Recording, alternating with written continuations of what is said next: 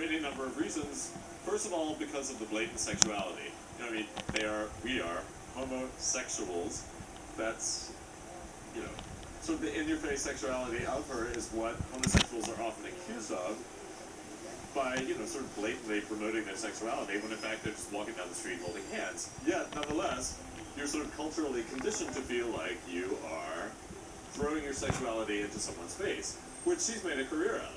You know, being influenced as it was by a kind of gay lifestyle was great. It kind of just made it okay to talk about being gay and okay to be talking about things that were camp, and it just made everything a lot more lighthearted. The energy that just pulsates off the screen is amazing, and the dancers too, the energy between them all, you can just almost feel it, it's tangible. And a couple of the dancers, there's Jose and Luis, actually came from that voguing subculture, so they were genuine vogue dance moves that they were doing. And it did set off a craze. I remember going clubbing around that time, and you'd have people doing all the moves in the clubs, and it was fun. It was really joyful.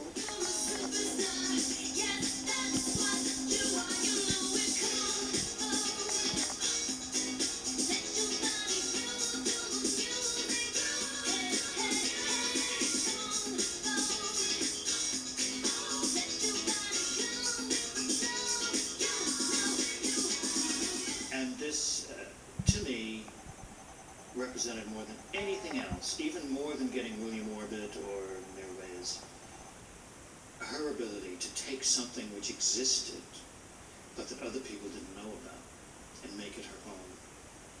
Everybody, if you say the word Vogue, thinks of Madonna. They don't think of those gentlemen from Harlem.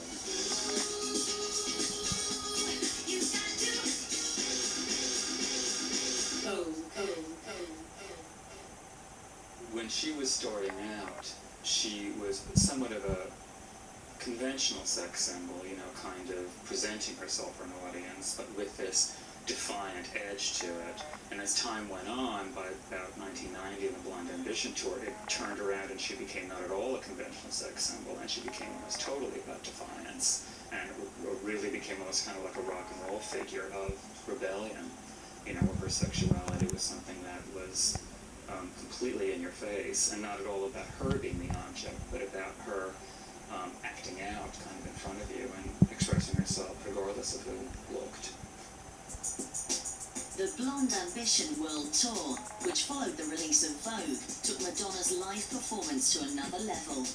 Whereas her previous tours had been a showcase for the singer and her dancing, now the stage sets, the choreography, and the costume design came to the fore, and each song was performed as an individual piece of musical theatre on a grand level.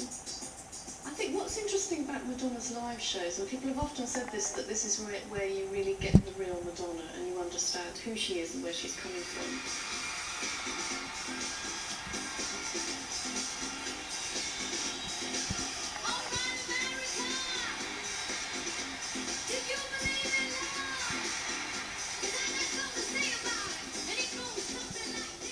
Originally she was a dancer, and she thinks and moves like a choreographer more than a pop star, I feel.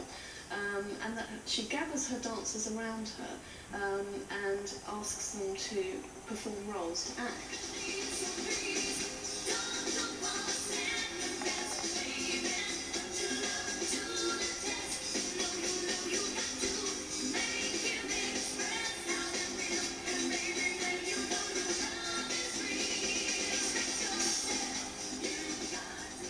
And she's just such a taskmaster, like such a perfectionist.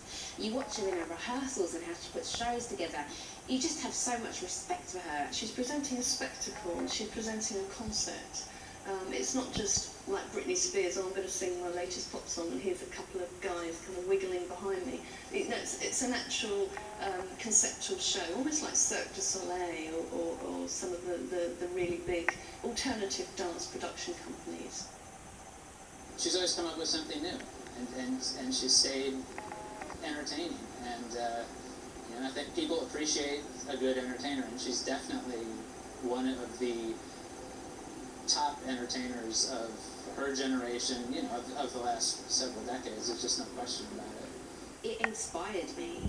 Her focus and drive and attention to detail was amazing. I remember just thinking, I need some of that. Whatever it is she's got, I'd like some of that.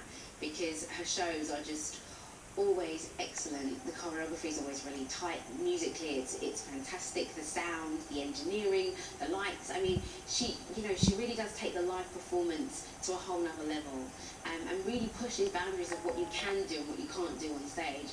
And not just kind of in a sexual way, but just as far as performance is concerned, it's not just about standing up there, singing a few songs, thank you very much, good night. You know, she puts on a whole show. Each of her songs is thought out in terms of stage presentation and are arresting visual images. Now, of course, this shows us again the difference in eras, pre and post MTV. People expect to go to those shows and see the videos kind of recreated. They want to see her in the dress from Material Girl, and they want to see her doing, the dance routine from Like a Prayer, or see, that kind of largesse, I guess, recreated in live form.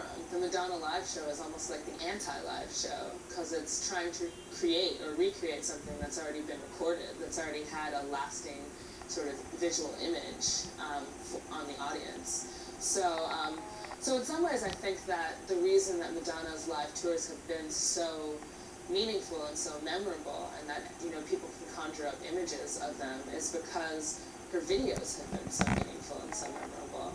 Someone like Paul Simon, whose name I just plucked out of nowhere, or if you want to choose a woman, Carole King, sold records in the same volume as Madonna in the era before MTV.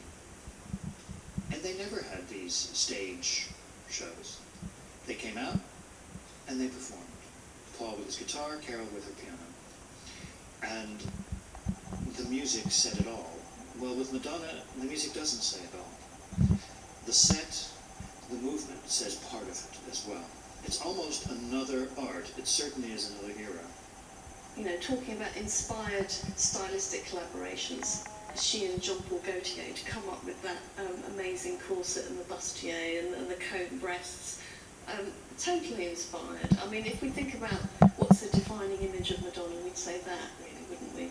It was an extremely dramatic look at that time, and the sculpt muscles and the hair really summed her up, I think. The point